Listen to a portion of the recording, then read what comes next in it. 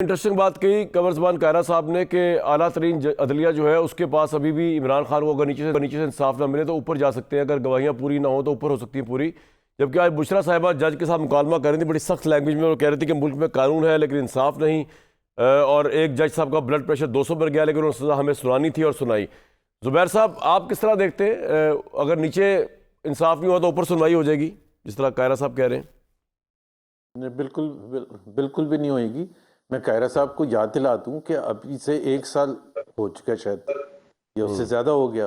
6 Islamabad high court के जजेस ने ओपन लेटर लिखा था, ओपन पूरी कौम को बताया था कि हमें कैसे डराया धमकाया जा रहा है, हमें कैसे पकड़ धकड़ किया जा रहा है, हमें कैसे प्रेशर डाला जा रहा है। उसकी कोई सुनवाई हुई?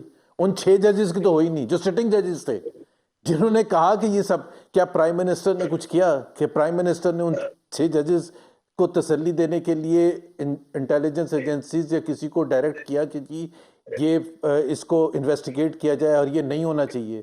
क्या किसी चीफ जस्टिस ने, वो जो पहले बैठे थे काजी फाइज ईसा उस वक्त, उन्होंने कुछ किया? नथिंग। तो अब कैसे सुनवाई? और सुप्रीम कोर्ट में तो आपने पूरा का पूरा हुलिया ही बिगाड़ दिया जजेस का, कि उठा के वो जो मंसूर अली शाह से जिनसे डर था या जस्टिस मुनीब से डर था उनको पीछे कर दिया और दूसरे एक कॉन्स्टिट्यूशनल बेंच बना दिया जो अपनी मर्जी का। जब हुकूमत अपनी मर्जी के बनाएगी जज, अपनी मर्जी के, तो इंडिपेंडेंट ऑफ जुडिशरी कहाँ से होगी? कोई इंडिपेंडेंस नहीं। वो वही करेंगे जो हुकूमत वक्त चाहती है, कोई इंसाफ नहीं होगा। राइट। एंड में जवाब दीजिए छोटी सी बात मैं यहाँ जी फरमा दें कायरा साहब। जी पहली गुजारिश ये है कि वो 6 जजेस जिन्होंने खत लिखा था उनमें 4 या 5 जजेस अभी भी बैठे हैं। वो तो इंसाफ वाले हैं ना, वो तो प्रेशर नहीं लेते ना।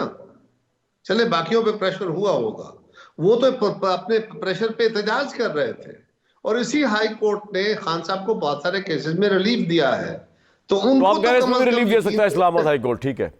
तो दूसरे छोटा सा कायरा साहब उनको डरा के बिठाया हुआ है आपने।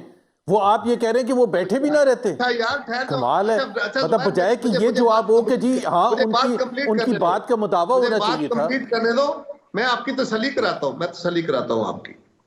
दूसरी गुजारिश ये है कि ये जो कहानी है ना कि सुप्रीम कोर्ट में पता नहीं एक कानून के जरिए जजेस का टोटल जमीर खरीद लिया गया है और उनके हाथ बांध दिए गए हैं और फलां हो गया है।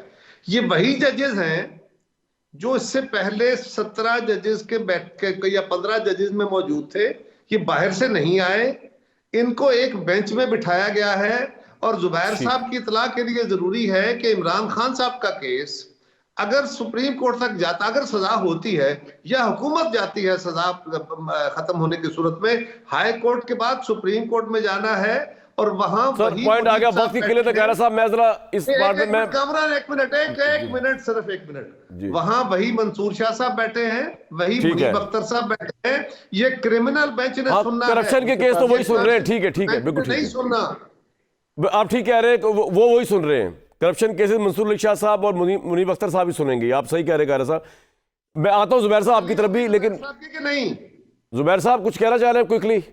तसल्ली होगी आपकी? होगा? अच्छा, बिल्कुल भी नहीं हुई।